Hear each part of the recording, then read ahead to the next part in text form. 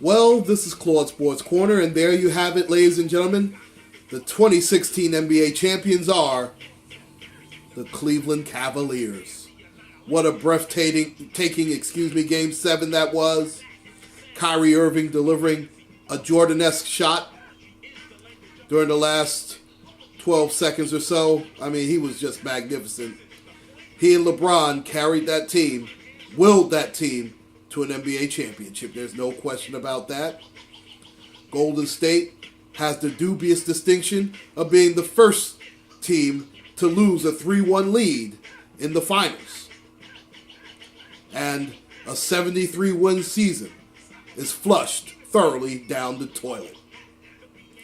Steph Curry was uneven. I mean, he played okay. He did not play as great as I thought should have.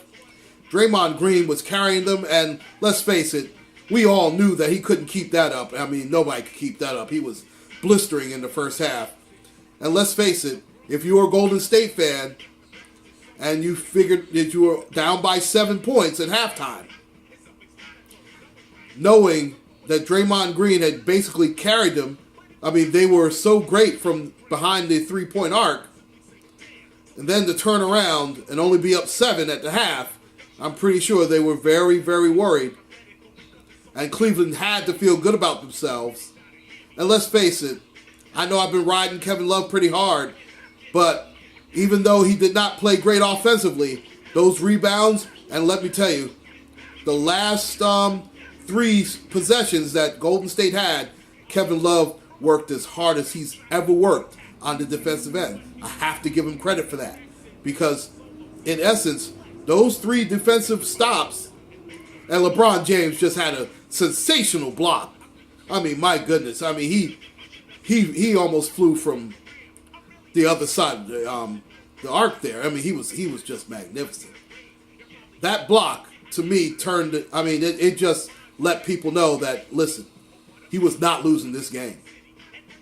And he had a little bit of a scare when he fell and got hurt, going up for a real powerful tomahawk. And I tell you, that Kyrie Irving, he just danced magnificently. And you know what? Steph Curry, there's no way he should have been a unanimous MVP, but when you live by the 3, you die by the 3. And he took a couple of, you've got to be kidding me, shots where it looked like he just wasn't even aiming, for God's sake. He just threw it up there thinking, hey, I'm Steph Curry, I can do this. Listen, it's Game 7. And forget that careless pass that he threw. You know, he had so many turnovers. He was atrocious as a point guard and as a facilitator. He was atrocious. Now, looking for his own offense, he was so-so.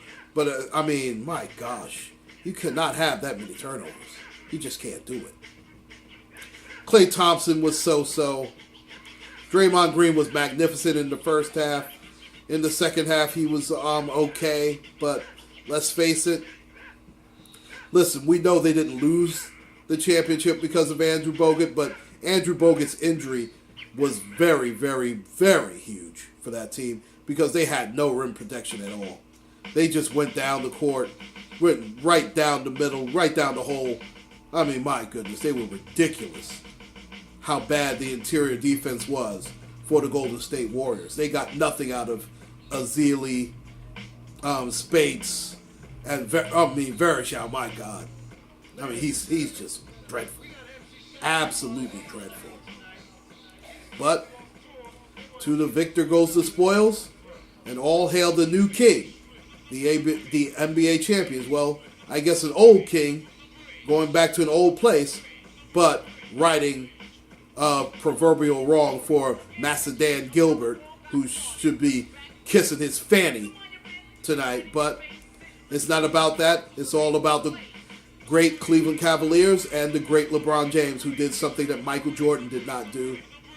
Come back from the brink, down 3-1, and capture an NBA title, the first title of any major kind for Cleveland since December 27th, 1964, when the Jim Brown-led Cleveland Browns won the NFL championship. Please like and subscribe. This is Claude Sports Corner. Take care and God bless.